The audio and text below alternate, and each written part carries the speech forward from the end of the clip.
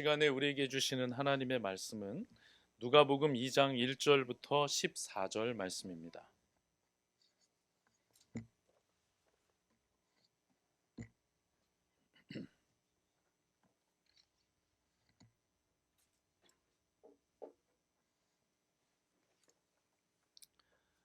누가복음 2장 1절부터 14절 말씀입니다. 다 찾으신 줄로 알고 제가 봉독하겠습니다. 그때에 아우구스투스 황제가 칙령을 내려 온 세계가 호적 등록을 하게 되었는데, 이 첫 번째 호적 등록은 구레뇨가 시리아의 총독으로 있을 때에 시행한 것이다. 모든 사람이 호적 등록을 하러 저마다 자기 고향으로 갔다. 요셉은 다윗 가문의 자손이므로 갈릴리의 나사렛 동네에서 유대에 있는 베들레헴이라는 다윗의 동네로 자기의 약혼자인 마리아와 함께 등록하러 올라갔다. 그때 마리아는 임신 중이었는데 그들이 거기에 머물러 있는 동안에 마리아가 해산할 날이 되었다. 마리아가 첫 아들을 낳아서 포대기에 싸서 구유에 눕혀 두었다. 그 지역에서 목자들이 여관에는 그들이 들어갈 방이 없었기 때문이다. 그 지역에서 목자들이 밤에 들에서 지내며 그들의 양떼를 지키고 있었다. 그런데 주님의 한 천사가 그들에게 나타나고 주님의 영광이 그들을 두루 비추니 그들은 몹시 두려워하였다. 천사가 그들에게 말하였다. 두려워하지 말아라. 나는 온 백성에게 큰 기쁨의 소식을 너희에게 전하여 준다. 오늘 다윗의 동네에서 너희에게 구주가 나셨으니 그는 곧 그리스도 주님이시다. 너희는 한 갓난아기가 포대기에 쌓여 구유에 뉘어 있는 것을 볼 터인데 이것이 너희에게 주는 표징이다. 갑자기 그 천사와 더불어 많은 하늘 군대가 나타나서 하나님을 찬양하여 말하였다. 더없이 높은 곳에서는 하나님께 영광이요 땅에서는 주님께서 좋아하시는 사람들에게 평화로다. 아멘. 우리는 어제 이 말씀을 가지고 함께 나누었죠. 어제 우리가 말씀을 나눴을 때 핵심적인 내용은 하나님께서는 연약한 자들을 통해서 일하시더라. 하나님은 황제 집안에서 이 일이 일어나게 하신 것이 아니라 연약한 자들을 통해서 일하셨다. 마리아와 요셉 그리고 또 목자들, 이런 자들을 통해서 일하셨다는 내용 한 가지를 봤고요. 두 번째는 하나님은 약속하신 것은 반드시 이루시는 분이다. 이것이 우리에게 참 큰 기쁨의 좋은 소식이다라는 말씀을 나눴습니다. 오늘은 그것과는 또 다른 내용을 중심으로 함께 보도록 하겠습니다. 복된 성탄절입니다. 여러분 어떻게 성탄 선물을 좀 받으셨습니까? 크리스마스 선물을? 예. 우리 둘째 이삭이는 산타 할아버지가 문화상품권을 두고 가셔가지고 예. 예. 요즘에는 이제 산타도 무거우니까 종이로 갖고 다니면서 이렇게 아마 나중에는 쿠폰으로 쏴주지 않을까 싶은데 예, 감성은 조금 떨어지지만 어쨌든 또 그런 방식으로 산타가 바뀌셨더라고요. 여러분 어떻습니까? 선물 받았나요?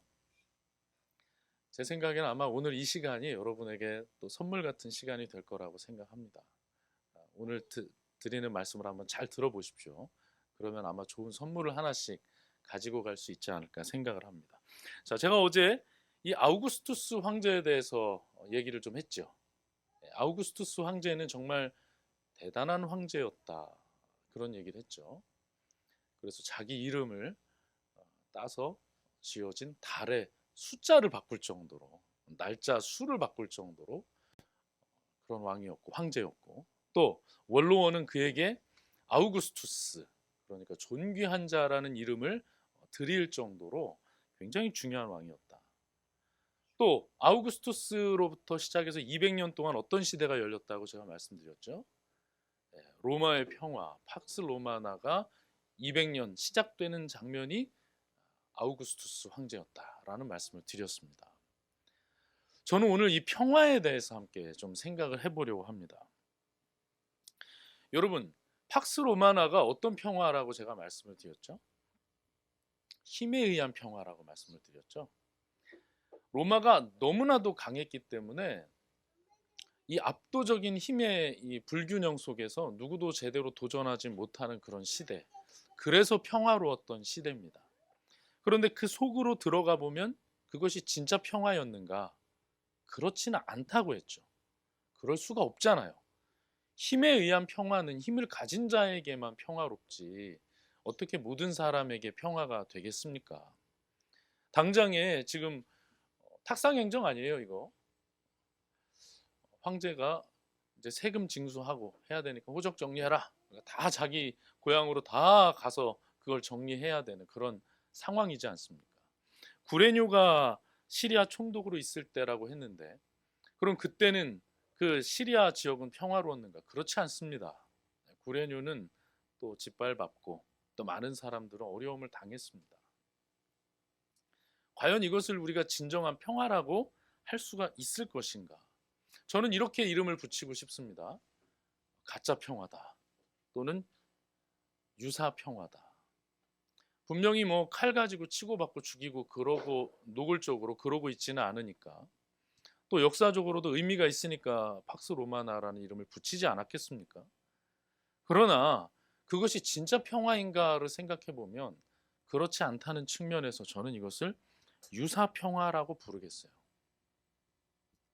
여러분, 지금 이 세상은 또 어떨까요? 마침 또 이 세상은 큰 전쟁 두 개가 벌어지고 있기 때문에 정말 평화롭다고 말하기는 어려울 것 같아요. 그러면 그 두 개의 전쟁이 시작되기 전에는 평화로웠나요? 팍스 아메리카나라고 했죠? 들어보셨죠? 팍스 로마나를 빗대서 지난 몇 년간 미국이 세계 경찰 국가로서 세계를 지배하던 그 시기를 팍스 아메리카나라고 했습니다. 여기는 모두가 그 시대를 살았었어요. 그러면 그 시대는 어떻습니까? 온전히 평화로웠습니까? 그렇지 않습니다. 우리의 삶은 어떻습니까? 그러면 아마 지금 뭐 큰 문제 없이 지내고 있다면 이 정도면 평화롭지, 이 정도면 뭐 만족한다 이렇게 생각하실 수도 있습니다. 그러나 제가 예전에 절망과 소망이라는 설교를 통해서도 말씀을 전했듯이 우리 삶에서 계속 깊이 파고 들어가다 보면 허무함의 문제 앞에 서게 되잖아요. 우리 지난 날을 돌아보고 가만히 생각을 해보면 허무할 때가 있고요. 오늘의 나의 삶을 이렇게 가만히 보면 내 옆에 사람이 많아도 외롭습니다. 또 내가 이루어 놓은 것이 많고 가진 것이 많고 내가 젊을지라도 미래에 대해서는 두려운 마음이 있습니다. 사실 지금 우리 집에 무슨 압류딱지가 붙어 있고 나하고 누군가가 심하게 다투고 있기 때문에 나에게 진정한 평화가 없는 것이 아니라 우리가 애써 외면하고 있는 죽음의 문제가 우리 삶 가운데 허무함의 그림자를 드리우고 있고 외로움의 그림자를 드리우고 있고 두려움의 그림자를 드리우고 있다는 겁니다. 저는 오늘 이 문제를 좀 솔직하게 한번 들여다볼 수 있기를 바랍니다. 한번 그 앞에 서볼 수 있기를 바랍니다. 우리가 진짜 평화롭지 못한 이유가 미국 때문입니까? 북한 때문입니까? 아니에요. 우리 가운데 진정한 평화가 없는 이유는 죽음 때문이에요. 우리가 죽기 때문이라고요. 저는 1년 중 크리스마스를 가장 좋아하지만 또 되게 싫어하는 날이 1월 1일입니다. 요즘에 날짜를 그 나이를 카운트하는 방식이 조금 바뀌어가지고 이제 내 생일을 싫어해야 되나? 뭐 이런 생각도 좀 들긴 하는데 자꾸 나이를 먹어가는 게 이제 별로 안 좋아요. 별로 안 좋아요. 정말 나이가 많았다고 생각했던 우리 부모님의 그 예전의 사진을 보면 저하고 이제 비슷해져 버렸어요. 제가 선명하게 기억하는 뭐 초등학교 내지는 중학교 때 부모님의 모습이 있는데 제 아이가 이제 내년이면 중학교 들어가고 고등학교 들어가요. 묵상을 하면 할수록 살아보면 살아볼수록 나이가 드는 것은 그냥 시간의 흐름이 아니라 죽어감의 과정이라는 생각을 지울 수가 없습니다. 그리고 그것은 제 생각이 아니라 성경 전체의 가르침이기도 하거든요. 그리고 내 주변에서 사실은 일상적으로 일어나고 있는 이 죽음의 문제가 우리로 하여금 허무하게 하고, 왜 허무합니까? 죽어버리면 소용이 없으니까 허무한 거 아니에요. 지금까지 이루어 놓은 것이. 외롭고 두렵게 만든단 말이죠. 여러분 기억하십시오. 진정한 평화가 없는 이유는 죽음 때문입니다. 사망이 권세를 잡고 있는 이 세상 때문입니다. 죽음이 우리 마음 가운데 평안을 앗아갑니다. 목사님, 저는 그렇게 뭐 그런 것까지 생각하면서 사는 게 아니라 직장 생활이 힘들고요. 시험 공부하는 게 힘들고요. 저는 돈이 없어서 힘들어요. 뭐 이런 생각하실 수도 있지만 우리 인간은 사실 두 가지 방향으로 움직이잖아요. 그냥 싹 다 그 살은 다 발라내고 뼈만 남겨놓고 보면 두 가지 방향으로 움직이는데, 하나는 이익을 위해서 움직이고요. 하나는 손해를 피해서 움직이잖아요. 같은 얘기잖아요. 근데 이것을 결국 더 한꺼풀 더 벗기고 들어가 보면 죽음을 피해서 움직이는 겁니다. 죽음을 피해서 움직이기 때문에 이 땅에서 경쟁도 치열해지는 거예요. 사실 제가 디즈 파이널 아워스라는 영화를 여러 번 얘기했지만 그 영화를 보면은 이제 진짜 이거 설정입니다. 이거 진짜 12시간 후면 모든 인류가 멸망하는 설정이 딱 돼 있어요. 운석이 이미 떨어져 버렸어요. 12시간 동안 어떤 일이 벌어지는가를 딱 보여주는데 거긴 두 가지밖에 안 나타난단 말이에요. 하나는 쾌락, 하나는 두려움. 그런데 쾌락에 빠져 있는 사람들이 결국 고백하는 것은 두려움이었어요. 제가 그 영화를 의미 있게 본 것은 우리 인생을 12시간으로 압축하면 아마 그런 모습일 것 같다 하는 생각을 했기 때문입니다. 여러분, 우리 삶 가운데 진정한 평화가 없다면 그것은 죽음 때문입니다. 자, 그런데 오늘 본문을 보면 예수님께서 오시는 이 장면을 말하면서 천사가 이런 이야기를 전합니다. 10절 한번 보시죠. 천사가 그들에게 말하였다. 두려워하지 말아라. 나는 온 백성에게 큰 기쁨이 될 소식을 너희에게 전하여 준다. 오늘 다윗의 동네에서 너희에게 구주가 나셨으니 그는 곧 그리스도 주님이시다. 그리고 그 뒤에는 또 뭐라고 얘기하냐면 14절에 보면 더없이 높은 곳에서는 하나님께 영광이요 땅에서는 주님께서 좋아하시는 사람들에게 평화로다. 아멘. 평화를 선언합니다. 예수님께서 오셨다는 이 사실이 우리에게 큰 기쁨이 되고 모두에게 큰 평화가 된다라고 말해요. 그렇다면 그것이 진짜 평화라면 이것은 죽음의 문제와 매우 밀접하게 관계가 돼 있다는 얘기예요.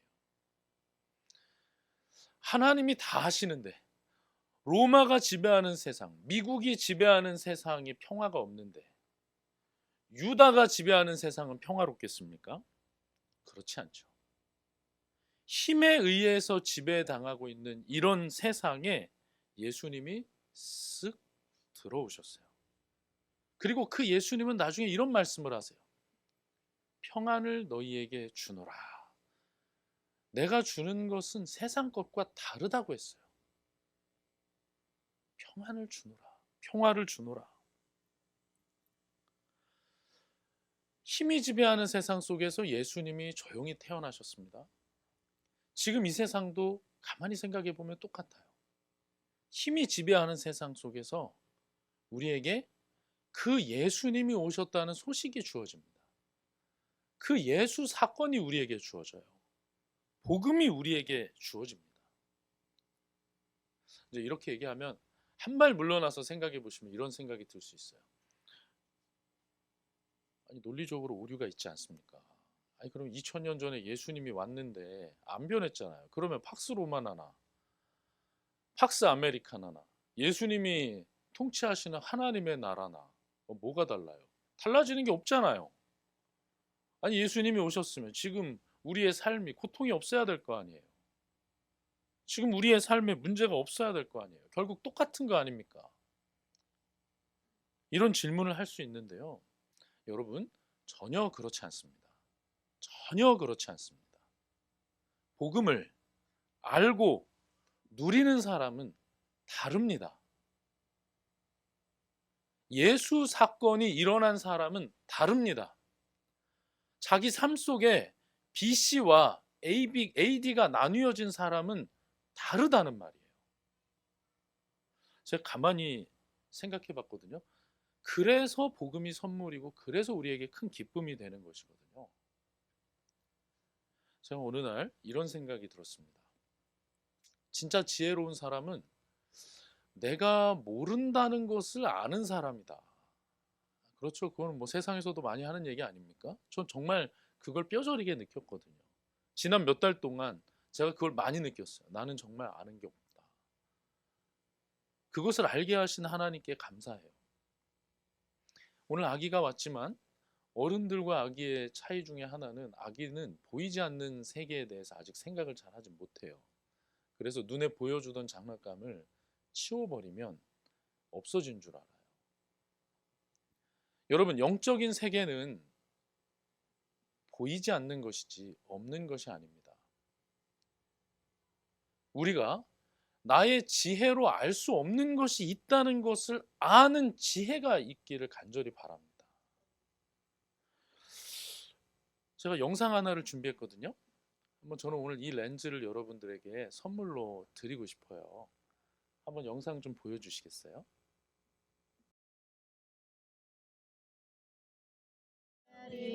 예, 저 영상을 전 여러 번 봤는데 여러분 봐도 뭉클해요.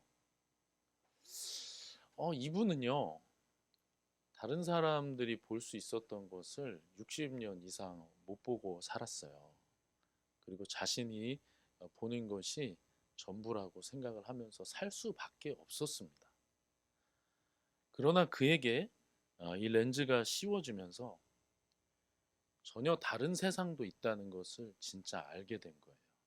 아니, 정확하게는 내가 사는 세상이 내가 아는 것대로가 아니었다는 것을 알게 된 거예요. 주 안에서 사랑하는 성도 여러분, 가시광선으로 보지 못하는 것들이 있는 것처럼 내 지혜로 알지 못하는 것들이 있습니다. 이 렌즈를 끼워야, 복음이라는 렌즈를 끼우고 믿음이라는 렌즈를 끼워야 보이는 것들이 있습니다. 믿음은요, 논리로 가능한 것은 아닙니다. 그 말 자체가 상당히 모험적이지 않습니까? 믿음은 맡긴다는 의미인데, 여러분, 믿음이 있어야 보이는 것들이 있어요. 이분처럼 말이죠. 저는 이 렌즈가 우리에게 주어진 선물이라고 생각을 합니다. 이것을 모르는 사람들이 보는 세상, 이것을 모르는 사람들이 이해하고 있는 인생과 이것을 아는 사람들이 이해하고 있는 세상과 인생은 비록 한 자리에 공존하는 것 같지만 실제로는 정말 다르다는 것. 제가 그래서 아까 말씀드린 것이죠. 정말 같은가? 다르다. 주님께서는 말씀하셨어요. 하나님의 나라는 작은 겨자씨 하나와 같다고 했습니다. 심기워져서 조용히 퍼지는 거예요. 누룩처럼 부풀어 오르는 거예요. 부풀어 오르면 나무가 자라면 그때는 모두가 알게 되고 나중에 깃들인다고 했습니다. 모르는 사이에 스며들고 모르는 사이에 성장합니다. 이것이 아우구스투스가 지내고 있었던, 통치하고 있었던 그때 2000년 전에 예수 그리스도가 주라는 이름으로 황제에게나 붙이는 그 이름을 가지고 베들레헴에서 태어나셔서 우리에게 일으키신 사건, 예수 사건입니다. 저는 우리가 이것을 분명히 깨닫고 주님이 주신 평화를, 진정한 평화를 누릴 수 있기를 바랍니다. 세상이 내 마음대로 돌아간다고 해서 그것이 평화로운 것이 아니라 세상의 원리를 알게 되고 역사의 끝을 알게 되는 그 놀라운 지혜를 가졌을 때 우리가 진정한 평안을 누리게 된다는 것을 여러분 꼭 깨닫고 붙잡을 수 있기를 바랍니다. 제가 여러분에게 오늘 확실하게 드리는 선물은 이겁니다. 여러분, 유사 평화에 속지 마십시오. 잔고가 불어난다고 해서 평화로울 수 없습니다. 오늘 검사 결과가 좋았다고 해서, 건강검진 검사 결과가 좋았다고 해서 그것이 진정한 평화일 수 없습니다. 유사 평화에 속지 마십시오. 현실을 애써 외면하는 유사 평화에 속지 마십시오. 현실은 아침에 일어나면 눈 뜨고 허겁지겁 밥 먹고 출근하고 힘들게 일하다가 돌아와서 가족들하고 몇 마디 대화도 못하고 또 잠들고, 그것을 매일매일 반복하는 것이 아니라 현실은 내가 죽어가고 있다는 사실이에요. 우리가 현실을 조금 전에 얘기한 것처럼 아침에 일어나서 이러고 이것으로 현실을 자꾸 설명하는 것이 바로 현실을 외면하는 거예요. 우리의 진짜 현실은 죽어가고 있다는 사실이에요. 이 세상이 죽음의 권세 아래 있다는 사실이에요. 여러분, 이 현실을 외면하지 마십시오.